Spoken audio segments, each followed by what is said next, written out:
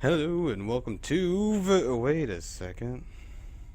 Welcome to 5 Minute Reviews. Yeah, I wasn't very satisfied with the verses I did this week, so I trashed it and I asked Robert if I could do one of these, and hey, here we are.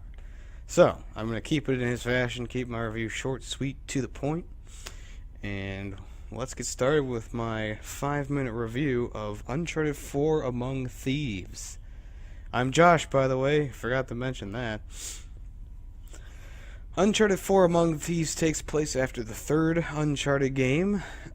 Actually, I think it's like 3 years afterwards, and you kind of get to see Nathan Drake's family life after he's kind of done with his adventures. He thinks he's done with his adventures. He settles down. You get a bunch of throwbacks to the older games in the first few chapters, and there's actually a mini game in one of the levels where you play a Crash Bandicoot level. Not sure if they're hinting at a reboot. No, just kidding.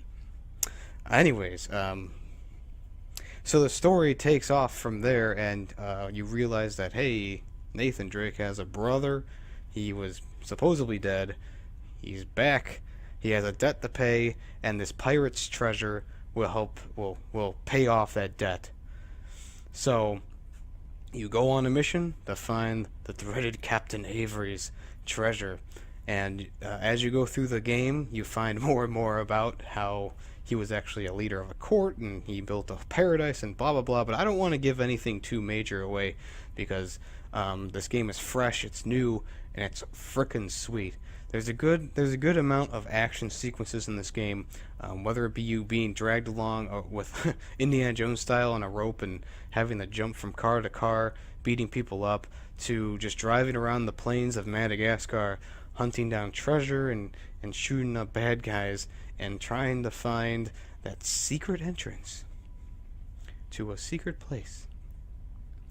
The graphics in this game on point. I mean, everything. It's between cutscene and actual gameplay, there's really no distinct difference. Every once in a while, you might notice it, but if you're looking at it, it's hard to distinguish the two.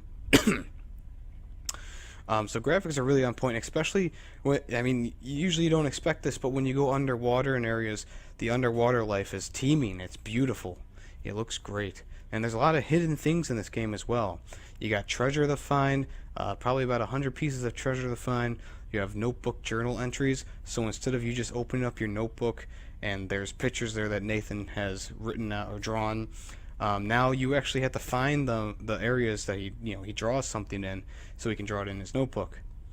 Along with that, you also you can find notes from past pirates who have died.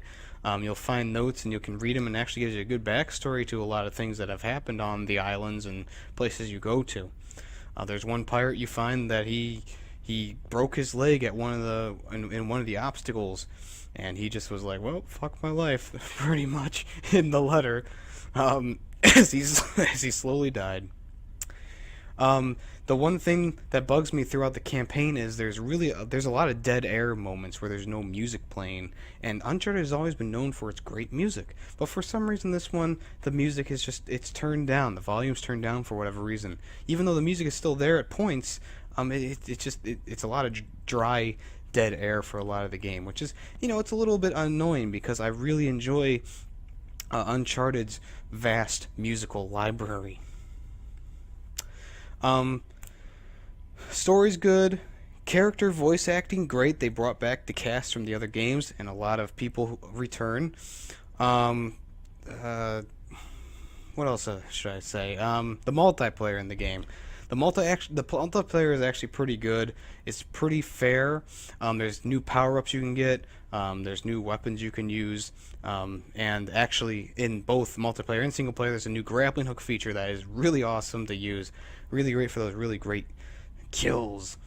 The only thing that bugs me about multiplayer is there is a system of microtransactions where you can buy coins to get your outfits and new characters faster, and that's a big deterrent for me for those things. So microtransactions.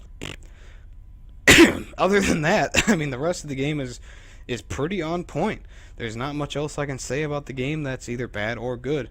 Throughout the game, you'll have plenty of ups and downs throughout the story with characters.